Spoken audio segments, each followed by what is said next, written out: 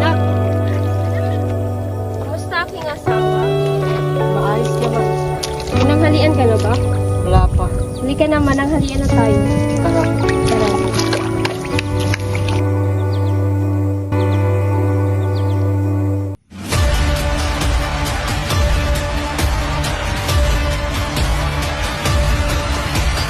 Lady Encomienda.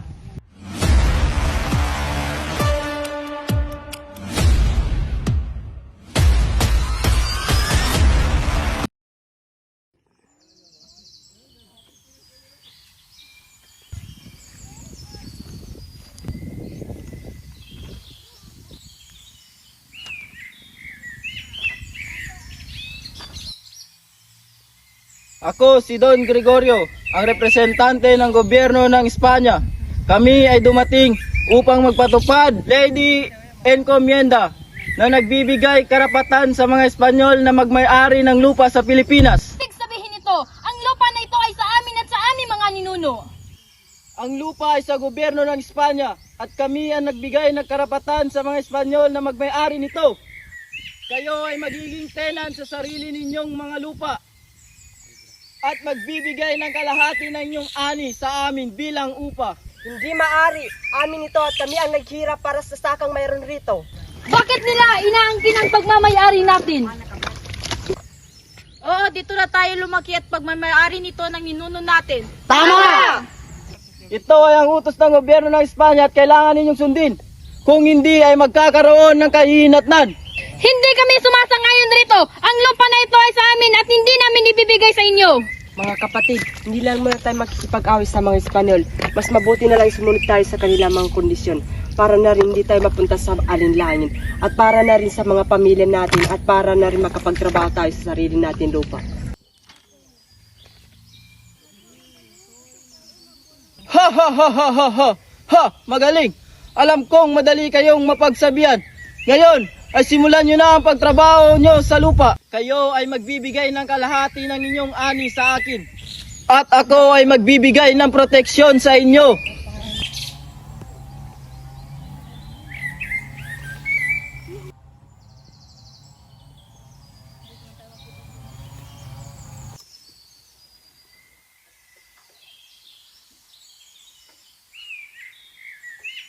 Magandang umaga po, mahal na hari. Narito na po ang aming kalahating ani.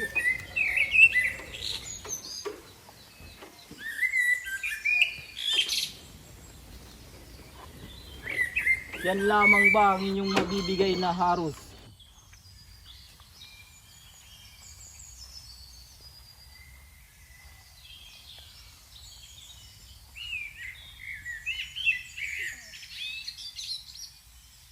Lapastangan! Hindi kayo pinahintulutan na magmayari ng lupa. Ang Espanyol ang dapat na magmayari ng lupa. Kailangan ninyong magtrabaho para sa amin. Don Gregorio, hindi na namin gusto magtrabaho para sa mga Espanyol. Gusto na namin magsaka sa aming lupa na inaangkin lamang ng mga Espanyol. Gusto na namin magmay-ari ng lupa at magtrabaho para sa sarili namin. Mga kapatid, hindi natin kailangan magtrabaho para sa mga Espanyol. Kailangan natin lumaban para sa ating mga kapakanan at pagmamayari ng lupa na ito dahil ang lupa na ito ay pagmamayari natin. Oo, Ginoo, kailangan nating lumaban. Oo, Ginoo, kailangan natin maghimagsik. Mga kapatid, ito na yung oras para sa atin. Kailangan natin lumaban para sa ating mga karapatan. Oo, Ginoo, kailangan nating lumaban. Oo, Ginoo, kailangan natin maghimagsik. Pueblo, kailan ba tayo makakapag-may-ari ng lupa? Gusto ko na magtrabaho para sa sarili ko, hindi para sa mga dayuhan. Hindi ko alam nila pero kailangan natin lumaban para sa ating mga karapatan at sariling lupa. Oo, Pueblo, kailangan nating lumaban. Mga Pilipino, sumuko na kayo. Dahil ang mga Espanyol ang bagong pinuno ng Pilipinas. Hindi, kailangan natin lumaban para sa ating kalayaan. Oo, Ginoo, kailangan nating lumaban. Oo, Ginoo, kailangan nating maghimagsik.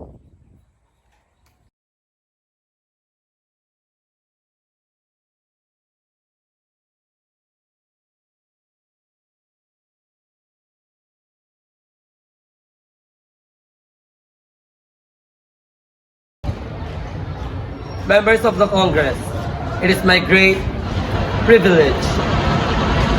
It is gained my honor and personal privilege. And now, I present to you Her Excellency Corazon Aquino, President of the Republic of the Philippines.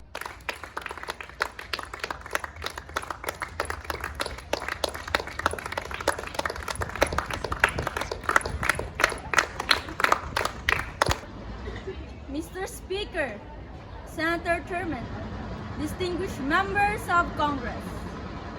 3 years ago, I left America in grief to bury my husband, Ninoy Aquino. I thought I had left it also to lay his restless dream of Philippine freedom. Today, I have returned as the president of a free people. In burying Ninoy, a whole nation honored him by that brave and selfless act of giving honor. A nation in shame received its own. A country that had lost a faith in its future found in a faithless act, brazen act of murder. So in giving, we receive. In losing, we find. And out of defeat, we watch our victory. So in giving, we receive. In losing, we find. And out of defeat, we snatch our victory. For the nation, Ninoy became the pleasing sacrifice that answered their prayers for freedom. For myself and our children, Ninoy was a loving husband and father. His loss 3 times in our lives was always a deep and painful one. 14 years ago this month was the first time we lost him. A president turned dictator, a traitor to his oath, suspended the Constitution and shut down the Congress. That was much like this one, before which I am honored to speak. He detained my husband along with thousands of others, senators, publishers, and anyone who had spoken up to the democracy as it drew near. But for Ninoy, a long and cruel ordeal were received. The dictator already knew that Ninoy was not a body merely to be impressed, but a spirit he must break. For even as the dictatorship demolished one by one the institution of democracy, the press, the Congress, the independence of the judiciary, the protection of the Bill of Rights, Ninoy kept their spirit alive in self. The government sought to break him by indignities and terror. They locked him up in a tiny, nearly airless cell in a military camp in the north. They stripped him naked and held the threat of a sudden midnight execution over his head. Ninoy healed up manfully under all of it. I barely did as well. For 43 days, the authorities would not tell me what happened to him. This was the first time my children and I felt we had lost him. When that didn't work, they put him on a trial for submersion, murder, and a host of other crimes before a military commission. Ninoy challenged its authority and went on a fast if he survived. Then, he felt God indeed him for another life. We had lost him again. For nothing would hold him back for his determination to see his fast through to the end. He stopped only when it dawned on him that the government would keep his body alive after the fast had destroyed his brain. And so, we barely end life in his body. He called off the fast of the 40th day. God meant for him for other things. He fell. He did not know that early death would still be that the only thing that was wrong. At any time during his long ordeal, Ninoy could made a spirit peace with the dictatorship. Ulit. At any time during his long ordeal, Ninoy would have made a separate peace with a dictatorship, at any time during his long ordeal, Ninoy could have made a separate peace as the dictatorship, as so many of his countrymen had done. But the spirit of democracy that interests in our race and animate this chamber could not be allowed to die. He held out in the loneliness of his cell and the frustration of exile. Ano yan? Tama rin.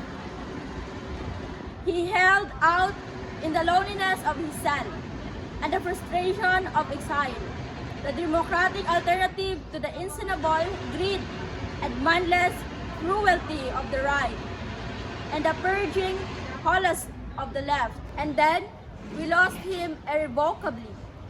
And more painful than that, in the past, the news came to us in Boston.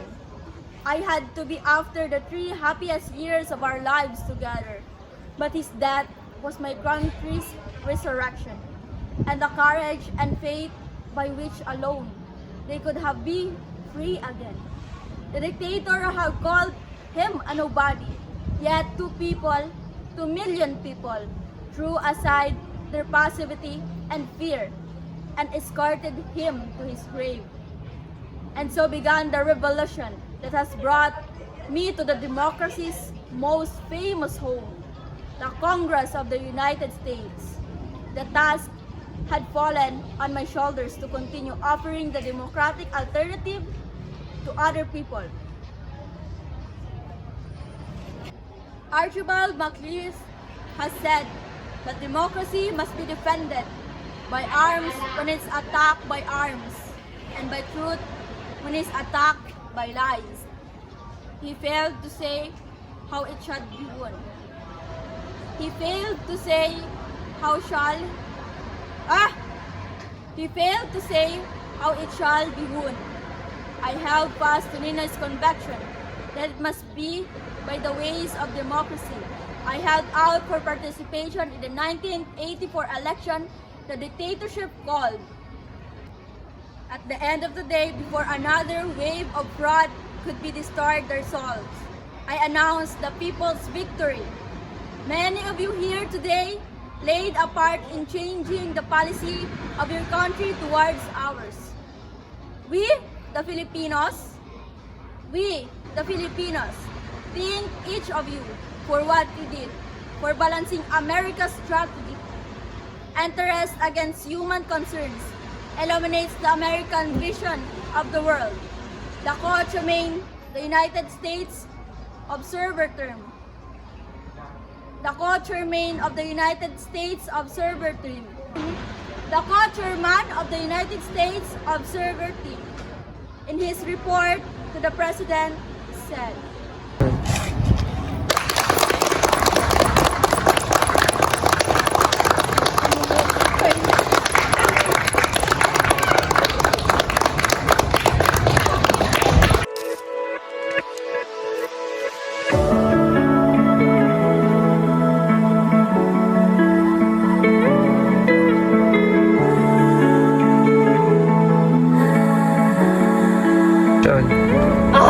Bakit ganito? Sabi sa topic ko, may unsigned warrior tribe daw sa Luzon na nabura ng history. Pero pag tinatype ko, puro clickbait lang lumalabas. Hindi ko na alam paano maghanap ng information. Hoy Ira, bakit parang end of the world na dyan? Luna, please help me. Kailangan ko hanapin kung may evidence talaga. Research problem. Sige, tuturuan kita kung paano mag-online research ng tama. Hindi yung puro type ka lang ng warrior tribe, tapos bahala na si Google. Yes, please. Save me. Okay. First, wag yung super general. Try mo din yung pre-colonial warrior groups archaeological evidence. Ay, wait. Lumalabas academic website na. Hindi na top 5 unsigned monster in Asia. Exactly. A specific search, specific results. Hoy, ano yan? Bakit may tutorial? Sinong bagsak sa inyo? Ay, Ira, ikaw pala. Haha. Grabe ka, hindi ako bagsak, confused lang. May topic kasi akong parang gumawa lang ng tito kong lasing. Ano topic? Unsigned Warrior Tribe daw. Pero, parang fanfiction. Uy, interesting. Paano mo chinecheck kung legit? Hay nako, pamapu ka nga para sa lahat to. Okay, step 2, check the website. Kapag .edu or .gov, usually reliable yan. Kung historyfunnyfacts.org, questionable. So, hindi pala lahat ng magandang layout reliable? No, kasi minsan kahit pangit ang layout, pero legit ang sources dahil sa academic. Ayan oh, nakakita ko ng .edu site. May mention na warrior groups, pero hindi yung exaggerated version. Ano to? Group study or group chismis? May narinig kasi akong warrior tribe eh. Yes, girl. May mystery topic si Ira. Hindi mystery. Well, tinuturuan ako ni Luna para mag-check kung totoo ang gamit kong internet. O sige, makikinig ako. Okay, next step, open mo naman yung Google Scholar. Dito makakahanap ka ng real research papers mo. Try mo ulit mag-search. Uy, may academic article tungkol sa early Luzon warrior societies. May author, may publisher, may citation. O diba, hindi siya kasing dramatic ng Lost Tribe pero may historical basis. So yung nakikita sa Facebook, hindi siya fictionalized, pero may totoong version behind it.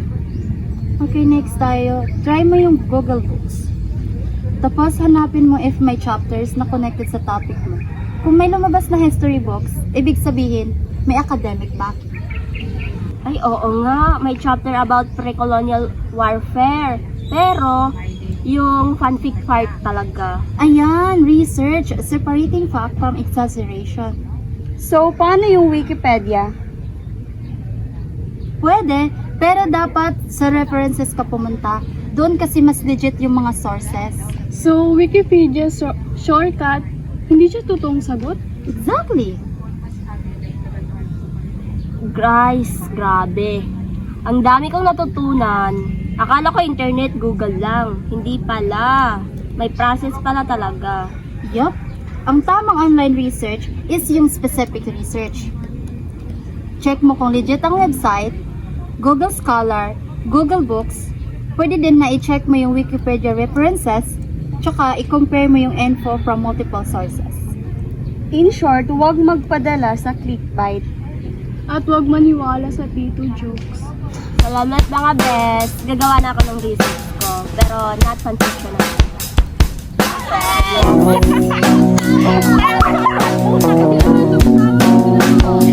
Hi! Stress na kayo. Grabe na, may nakapantalon pa naman. Nagkabangka-bangkaan kami. Magpunta na siguro kami sa awang. When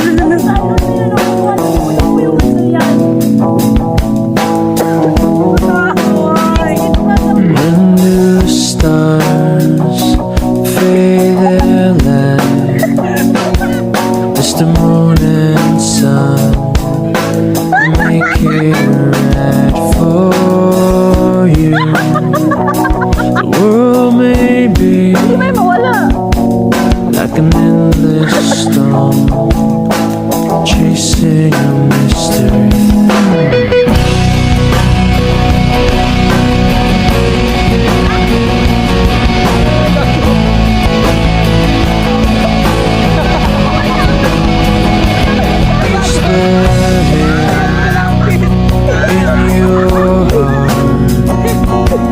Does your body drop? Tell you to stop loving you.